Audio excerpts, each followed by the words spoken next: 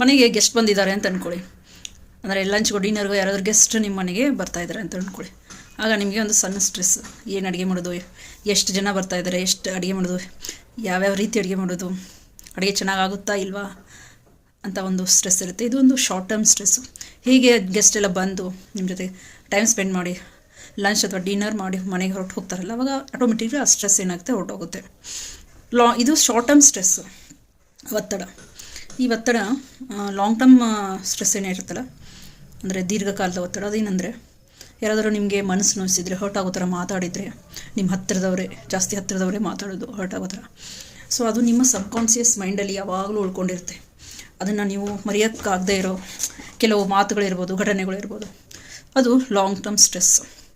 ಈ ಸ್ಟ್ರೆಸ್ ಅಂದರೆ ಏನು ಒತ್ತಡ ಅಂತ ಏನು ಹೇಳ್ತೀವಿ. ಈ ಒತ್ತಡವು ನಮ್ಮ ದೇಹದ ಒಂದು ನೈಸರ್ಗಿಕ ರಕ್ಷಣಾ ವ್ಯವಸ್ಥೆಯಾಗಿದೆ. ಈ ಒತ್ತಡದ ಪರಿಸ್ಥಿತಿಯಲ್ಲಿ ನಮ್ಮ ದೇಹವು ಅಪಾಯವನ್ನು ತಪ್ಪಿಸೋಕ್ಕೆ ಮತ್ತು ಎದುರಿಸೋಕ್ಕೆ ನಮಗೆ ಸಹಾಯ ಮಾಡೋಕ್ಕೆ ಕೆಲವು ಹಾರ್ಮೋನ್ಗಳನ್ನು ಬಿಡುಗಡೆ ಮಾಡ್ತದೆ.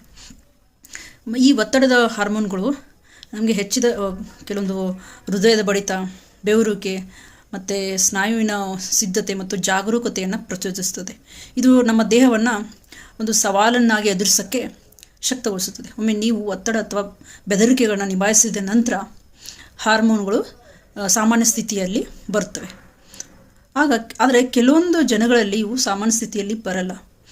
ಆಗ ಒಬ್ಬ ವ್ಯಕ್ತಿಯು ಇದನ್ನು ನಿಭಾಯಿಸೋಕ್ಕೆ ಸಾಧ್ಯ ಇಲ್ಲ ಅಂತಂದಾಗ ಮತ್ತು ಸವಾಲುಗಳನ್ನು ತೆಗೆದುಕೊಂಡ್ರೆ ಅವನು ಅದರ ಬಗ್ಗೆ ಸೀರಿಯಸ್ ಆಗಿ ಅವನು ತಗೋಬೋದು ಆ ವಿಷಯಗಳನ್ನು. ಆವಾಗ ನಿರಂತರವಾಗಿ ಅವರು ಒತ್ತಡದಲ್ಲಿರ್ತಾರೆ. ಈ ಒತ್ತಡದ ಹಾರ್ಮೋನ್ಗಳು ಅವರ ದೇಹದಲ್ಲಿ ಎತ್ತರದ ಮಟ್ಟದಲ್ಲಿ ಉಳಿಯುತ್ತವೆ ಮತ್ತು ಆ ವ್ಯಕ್ತಿಯು ಮಾಡುವ ಪ್ರತಿಯೊಂದು ಕೆಲಸದ ಮೇಲೆ ಅದು ನಕಾರಾತ್ಮಕ ಪರಿಣಾಮ ಬೀರ್ತದೆ. ಆಮೇಲೆ ಅದು ಆಯಾಸ ಆಗಿರ್ಬೋದು, ಅವನ ಮನಸ್ಥಿತಿ, ಏಕಾಗ್ರತೆಯ ಕೊರತೆ ಆಗೋದು, ಅಂದರೆ ಕಾನ್ಸಂಟ್ರೇಷನ್ ಇಲ್ಲದೆ ಇರೋದು, ಮತ್ತು ದೀರ್ಘಕಾಲದ ಅನಾರೋಗ್ಯಕ್ಕೆ ತುತ್ತಾಗ್ಬೋದು. ಈ ಥರ ಕೆಲವು ಸಮಸ್ಯೆಗಳು ಉಂಟಾಗ್ತದೆ. ಈ ಒತ್ತಡವನ್ನು ನಾವು ನಿರ್ವಹಿಸೋಕ್ಕೆ ಮತ್ತು ದೈನಂದಿನ ಚಟುವಟಿಕೆಗಳ ಮೇಲೆ ಒಟ್ಟಾರೆ ಒಂದು ಒತ್ತಡವನ್ನು ಕಡಿಮೆ ಮಾಡಲು ಏನು ಮಾಡಬೇಕು ಅಂದರೆ, ನಾವು ಒಂದು ಮಾರ್ಗದರ್ಶಕರ ಸಲಹೆಯಿಂದ ಧ್ಯಾನ ಯೋಗವನ್ನು ಬಳಸ್ಬೋದು. ಅಂದರೆ ಒಂದು ಯೋಗ ಕ್ಲಾಸಿಗೆ ಜಾಯಿನ್ ಆಗ್ಬೋದು. ನಾವು ಮನೆಯಲ್ಲೇ ನಾವಾಗೆ ಪ್ರಯತ್ನ ಮಾಡೋಕ್ಕಿಂತ ಮೊದಲು ನಾವು ಯೋಗ ಕ್ಲಾಸಿಗೆ ಜಾಯಿನ್ ಆಗಿ ಅಲ್ಲಿ ದೀರ್ಘವಾದ ಉಸಿರಾಟ, ಧ್ಯಾನಗಳ ಅಭ್ಯಾಸವನ್ನು ಮಾಡ್ಬೋದು. ಆಳವಾದ ಉಸಿರಾಟದ ಅಭ್ಯಾಸ ಮಾಡೋದ್ರಿಂದ ನಮಗೆ ಸ್ಟ್ರೆಸ್ಸು, ಒತ್ತಡ ಏನಾಗುತ್ತೆ ಅದು ನಿಧಾನವಾಗಿ ಕಡಿಮೆ ಆಗ್ತಾ ಬರುತ್ತೆ. ಮತ್ತು ದೈಹಿಕ ವ್ಯಾಯಾಮಗಳನ್ನು ಮತ್ತು ಉತ್ತಮ ಪೋಷಣೆಯನ್ನು ಕಾಪಾಡಿಕೊಳ್ಳಿ. ಅಂದರೆ ನ್ಯೂಟ್ರಿಷಿಯಸ್ ಫುಡ್ ಆಗಲಿ, ಒಂದು ಆರೋಗ್ಯಕರ ಆಹಾರವನ್ನು ತೆಗೆದುಕೊಳ್ಳೋದು, ಇದು ಎಲ್ಲ.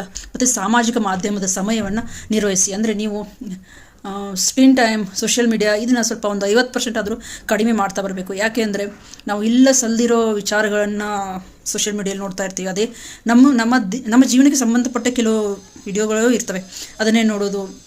ಇದು ಹೆಚ್ಚಾಗಿ ನಾವು ಸೋಷಿಯಲ್ ಮೀಡಿಯಾ ಯೂಸ್ ಮಾಡೋದು ರಾತ್ರಿ ಸಮಯದಲ್ಲಿ.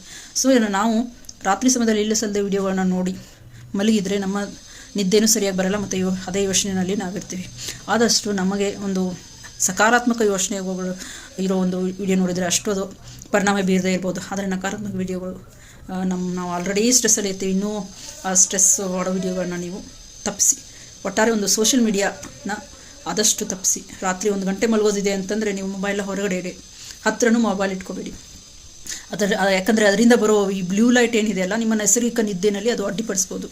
ಮತ್ತು ಜನಗಳು ನಮ್ಮ ಮೆಂಟಾಲಿಟಿ ಇರೋ ಲೈಕ್ ಮೈಂಡೆಡ್ ಪೀಪಲ್ ಜೊತೆ ನೀವು ಇತರರೊಂದಿಗೆ ಸಂಪರ್ಕವನ್ನು ಇಟ್ಕೋಬೇಕು. ಅಂದರೆ ನಮ್ಮ ಥರ ಯೋಚನೆ ಮಾಡೋರು, ನಿಮಗೆ ಒಂದು ತೊಂದರೆ ಇದ್ದಾಗ ಅವರು ನಿಮಗೆ ಒಂದು ಔಷಧಿ ಮೊಲಾಮ್ ಹಚ್ಚೋ ಥರ ಇರಬೇಕು. ಅಯ್ಯೋ ಹೀಗಾಯ್ತಾ, ಹೌದಾ, ನನಗೂ ಹೀಗಾಯ್ತು, ಈ ಥರ ಮಾಡಿದ್ರೆ ನಿಮ್ಮ ಒಂದು ಸಮಸ್ಯೆಗಳು ಪರಿಹಾರ ಆಗಲ್ಲ, ಜೊತೆ ಹೆಚ್ಚಾಗ್ತವೆ. ಸೊ ಅಂಥ ಜನಗಳ ಒಡನಾಟ ಸ್ವಲ್ಪ ನೀವು ತಪ್ಪಿಸಬೇಕು. ನಿಮಗೆ ಸಹಾಯ ಮಾಡೋ ಅಥವಾ ನಿಮ್ಮ ಒಂದು ಸಮಸ್ಯೆಯನ್ನು ಅರ್ಥ ಮಾಡಿಕೊಳ್ಳೋ ಜನಗಳ ಜೊತೆಗೆ ನೀವು ಬರೀಬೇಕು. Thank you.